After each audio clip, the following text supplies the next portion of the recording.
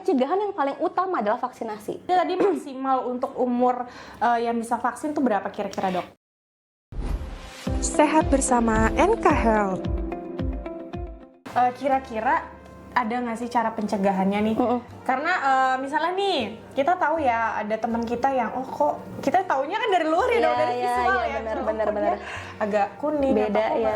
agak beda gitu. Gimana sih cara pencegahan yang menurut dokter tuh buat orang awam? Ya udah deh, seenggaknya lo nggak kayak gini. Oke.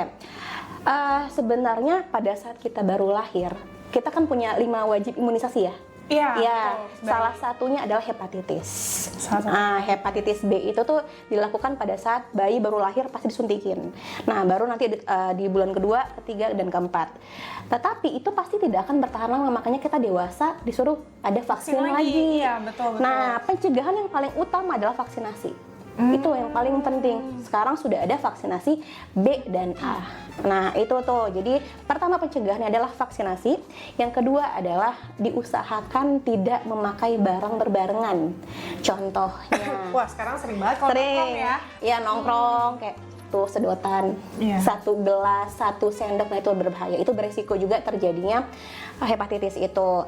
Terus lagi ya itu diusahakan kita mengkonsumsi makan-makanan yang baik lah dikelolanya. Contohnya yang mateng, terus yang air minumnya juga yang mateng, yang jelas lah. Jangan jajan sembarangan dong. Benar. Sama satu lagi, ketika berhubungan yang berhubungan yang aman lah dengan menggunakan kondom, jangan berganti-ganti pasangan.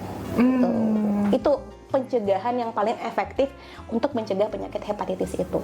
Oke, sebenarnya itu yang paling kedengarannya tuh gampang mungkin. Benar, sepele sih. Iya, tapi kadang prakteknya ya contoh misalnya sesimpel kita lagi nongkrong bareng gitu ya. Terus coba-cobain minuman. Benar. Bahaya juga berarti itu, ya. Bahaya apalagi banget. Itu penyakit menular.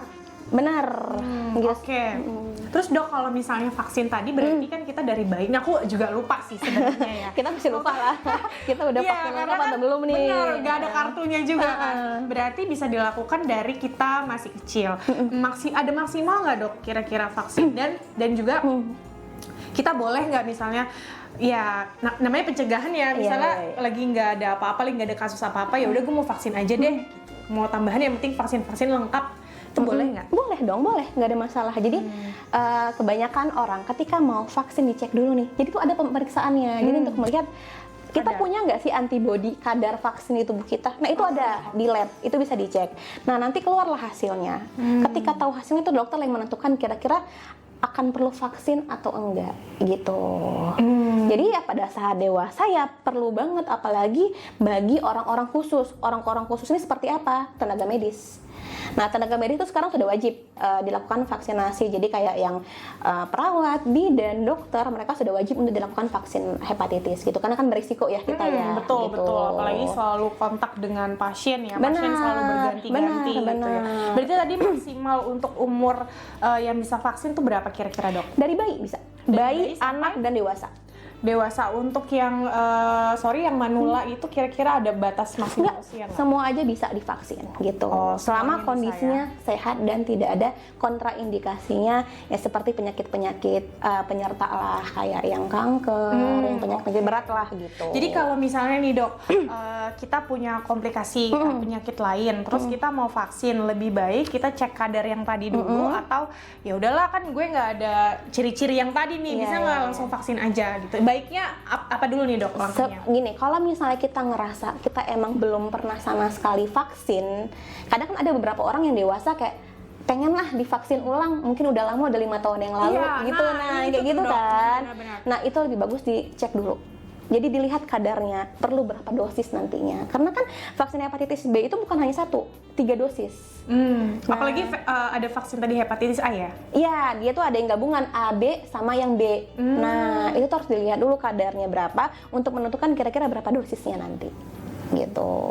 Tapi kalau misalnya nggak ada, lagi-lagi ya Dok, misalnya kita nggak ada ciri-ciri, terus udahlah gue mau vaksin aja lah.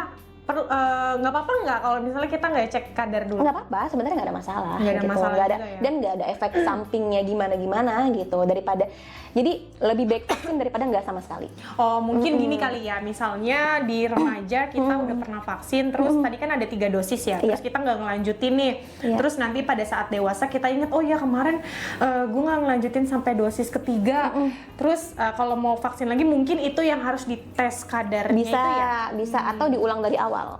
Karena kan kalau vaksin setengah-setengah itu tidak akan terbentuk sempurna. Gitu, makanya diperlukan 3 dosis. Jadi kalau misalnya 1 dosis, kita lupa setahun, ya mau nggak mau diulang karena itu nggak akan terbentuk nantinya gitu. Kesimpulannya adalah semudah itu menularnya ya.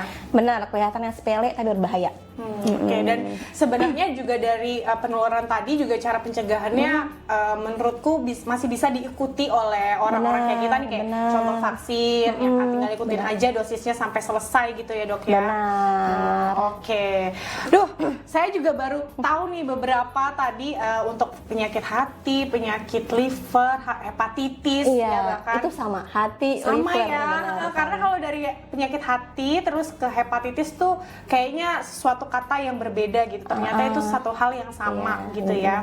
Oke, berarti si penyakit kuning juga tadi berdasarkan hepatitis ini ya. Oh iya dok, ngomongin penyakit kuning. Semua jenis hepatitis akan kuning atau? Benar. Jadi hampir rata-rata semua jenis hepatitis itu pasti gejalanya khasnya kuning. Itu Pasti yang kuning. paling utama. Yang membedakan itu dari cara penularannya aja. Gitu, cara penularannya dan ya jenis virusnya gitu. Yang lainnya hampir semua rata-rata untuk ininya gejalanya itu sama gitu. Oke. Waduh, menarik sekali ya kita bahas tentang penyakit hepatitis. Benar. Untuk selanjutnya kita akan bahas apa nih, Dok? Influenza. Iya, Yang lagi banyak terjadi. Iya, benar. Sekarang emang kalau bisa dibilang ya beberapa penyakit tuh emang sekarang lagi marak banget ya. Paling sering influenza karena penularannya gampang. Penularannya Nanti aja. Oke. Nanti aja kita lanjut. Oke, nanti kalau yang penasaran atau misalnya ini kan udah tahu nih topik selanjutnya kita akan bahas tentang influenza. Misalnya ada kalian sahabat NK yang mau bertanya tentang misalnya kalian merasakan sendiri atau kalian dengar-dengar dari orang tentang penyakit influenza, itu boleh langsung tulis aja di kolom komentar. Nanti kita akan jawab pertanyaan. Iya, benar. Akan kita bahas juga nanti pertanyaan Ya, kita akan bahas juga selain kita kasih beberapa informasi gitu ya dok ya. Jadi biar supaya lebih enak nih interaksinya. Ya nggak sih? Oke deh, terima kasih dok untuk hari ini. Sampai ketemu lagi nanti untuk pembahasan yang lebih seru lagi ya dok ya. Oke, terima kasih semua sahabat NK. Bye. Salam sehat. Sehat bersama NK Health.